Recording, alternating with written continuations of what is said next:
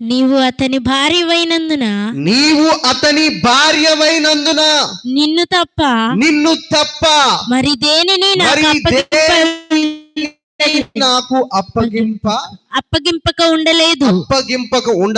కాబట్టి నేనెట్లు ఇంత ఘోరమైన దుష్కార్యము చేసి దేవునికి విరోధముగా పాపము కట్టుకొందునని తన యజమానుని భార్యతో అనెను.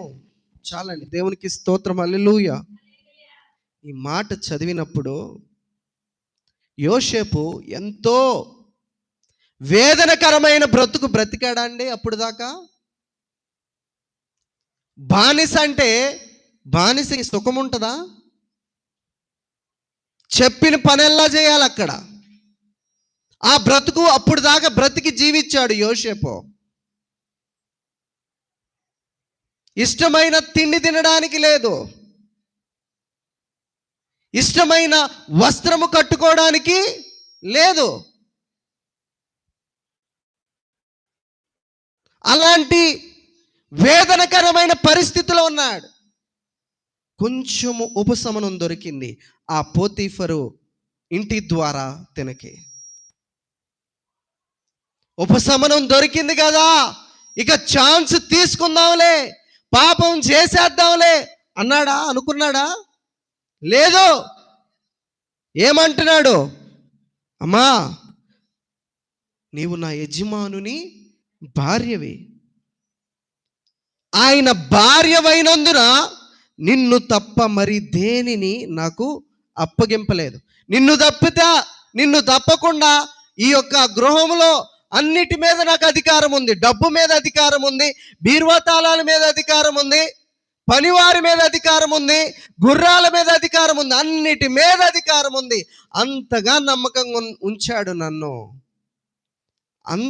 అంతగా నన్ను హెచ్చించాడు. నీ విషయంలో తప్ప అంటాడు, నిన్ను తప్ప మరి దేనిని నాకు అప్పగింపక ఉండలేదు. అన్నీ అప్పగించాడు.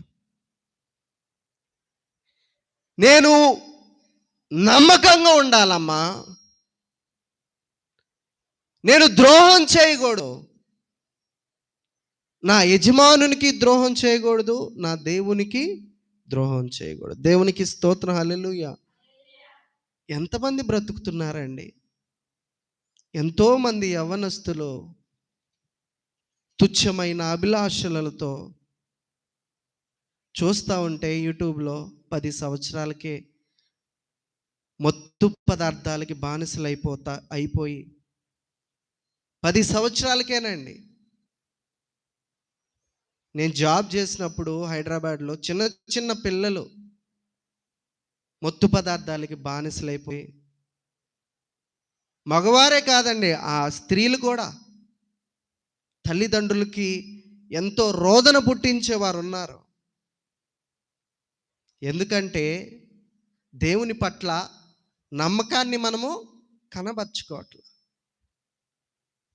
ప్రియరా, యోసేపు అంటున్నాడు ఈ రాత్రికాల సమయంలో, ప్రియ దైవ జనాంగమా, యోసేపు సాదృశ్యము ద్వారా ప్రభు మనందరితో మాట్లాడుతూ ఉన్నాడు.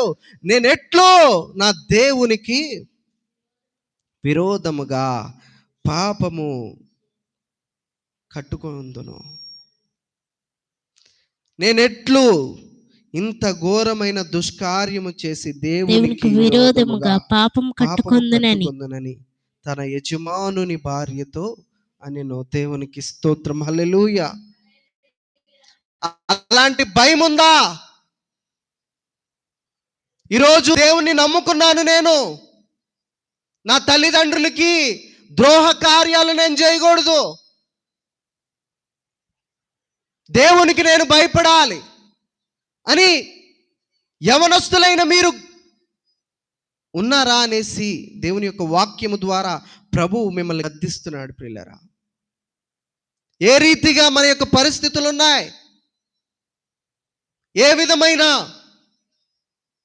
వాటికి మనము చోటునిస్తున్నాం ఈ రోజున అనేది మనల్ని మనం పరిశీలన చేసుకోవాలి.